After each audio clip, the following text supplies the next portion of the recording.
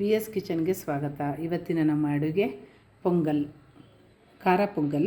ಮಾಡಲು ಬೇಕಾಗಿರುವ ಸಾಮಗ್ರಿಗಳು: ಅಕ್ಕಿ 1 ಕಪ್, ಹೆಸರುಬೇಳೆ 1 ಕಪ್, 1 ಚಿಟಿಕೆ ಇಂಗು, ಸ್ವಲ್ಪ ತುರಿದಿರುವ ಕೊಬ್ಬರಿ, ಗೋಡಂಬಿ 10 ರಿಂದ 15, 1/4 ಕಪ್ಪು ಹೆಚ್ಚಿರುವ ಒಣಕೊಬ್ಬರಿ, ಜೀರಿಗೆ 1 ಸ್ಪೂನ್, ಕಾಳುಮೆಣಸಿನ ಪುಡಿ 1 ಸ್ಪೂನ್, 1 ಸ್ಪೂನ್ ಕಾಳುಮೆಣಸು, ಅರಿಶಿನ ಪುಡಿ ಸ್ವಲ್ಪ, 10 ರಿಂದ 12 ಲವಂಗ. ಇವಿಷ್ಟು ಬೇಕಾಗಿರುವ ಸಾಮಗ್ರಿಗಳು. ಕುಕ್ಕರ್ಗೆ 1 ಚಮಚ ತುಪ್ಪ ಹಾಕಿದ್ದೀನಿ. ಈಗ ಇದಕ್ಕೆ 1 ಕಪ್ ಹೆಸರುಬೇಳೆ ಹಾಕಿ ಸಣ್ಣ ಉರಿಲಿ ಹುರ್ಕೊತಾ ಇದ್ದೀನಿ. 1 ನಿಮಿಷ ಹುರಿಬೇಕು,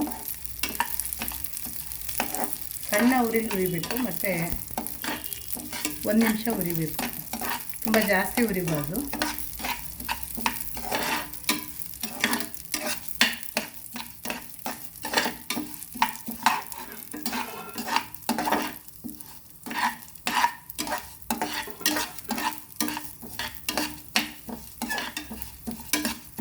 ಈಗ ಇದಕ್ಕೆ 1 ನಿಮಿಷ ಹುರಿದಾಯಿತು. ಈಗ ಇದಕ್ಕೆ ನೀರು ಹಾಕ್ತಾ ಇದ್ದೀನಿ.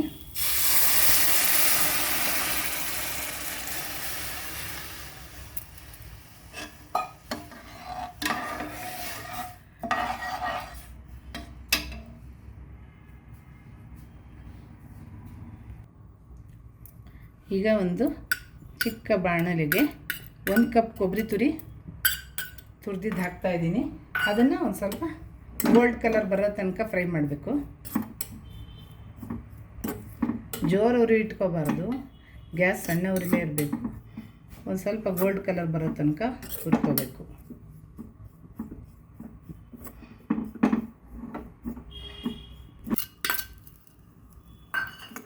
ಈಗ ಹೆಚ್ಚಿರುವ ಒಣಕೊಬ್ಬರಿ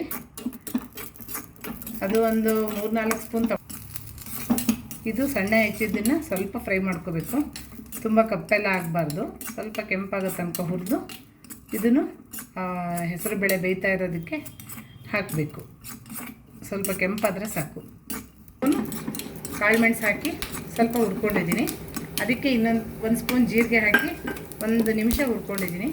ಈಗ ಗೋಡಂಬಿ 3 ರಿಂದ 4 ಚಮಚ ತೊಗೊಂಡಿದ್ದೀನಿ. ಅದನ್ನೊಂದು ಸ್ವಲ್ಪ ಫ್ರೈ ಮಾಡ್ಕೋಬೇಕು.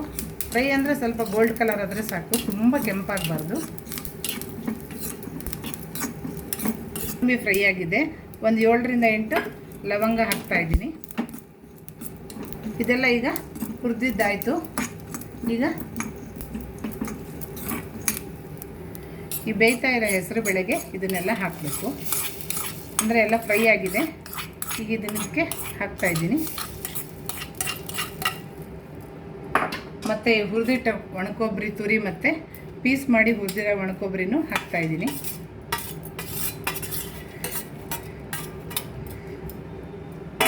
ಮತ್ತು ಒಂದು ಚಿಟಿಕೆ ಇಂಗು ಹಾಕ್ತಾ ಇದ್ದೀನಿ. ಮತ್ತು ಸ್ವಲ್ಪ 1/4 ಸ್ಪೂನಷ್ಟು ಅರಿಶಿನ ಪುಡಿ ಹಾಕ್ತಾ ಇದ್ದೀನಿ. ಮತ್ತು ಕಾಳುಮೆಣಸಿನ ಪೌಡ್ರು 1 ಸ್ಪೂನು ಖಾರಕ್ಕೋಸ್ಕರ ಹಾಕ್ತಾ ಇರೋದು, ಅದನ್ನು ಹಾಕ್ತಾ ಇದ್ದೀನಿ.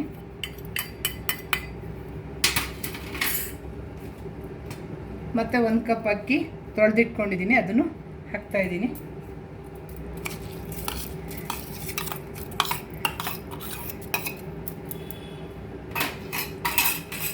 ಈಗ ರುಚಿಗೆ ತಕ್ಕಷ್ಟು ಉಪ್ಪು ಹಾಕಿ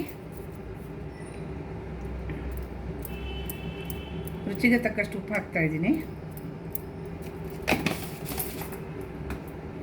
ಈಗ ಹಾಕೋ ಸಾಮಗ್ರಿ ಎಲ್ಲ ಹಾಕಾಯಿತು. ಈಗ ಇದು ಕುದಿ ಬಂದ ತಕ್ಷಣ ಕುಕ್ಕರ್ ಮುಚ್ಚಿ 2 ಸೀಟಿ ಹಾಕಿಸ್ಬೇಕು. ಈಗ ಇದು ಕುದೀತಾ ಇದೆ. ಒಂದು ಅರ್ಧ ಚಮಚ ತುಪ್ಪ ಸಾಕು ಮೇಲೆ ಹಾಕೋದು, ಜಾಸ್ತಿ ಹಾಕಬಾರ್ದು.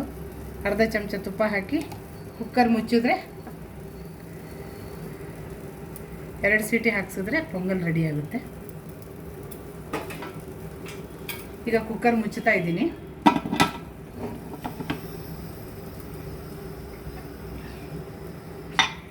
ಸೀಟಿ ಖಾರ ಪೊಂಗಲ್ ರೆಡಿಯಾಗಿದೆ. ತಿನ್ನಲು ರೆಡಿ.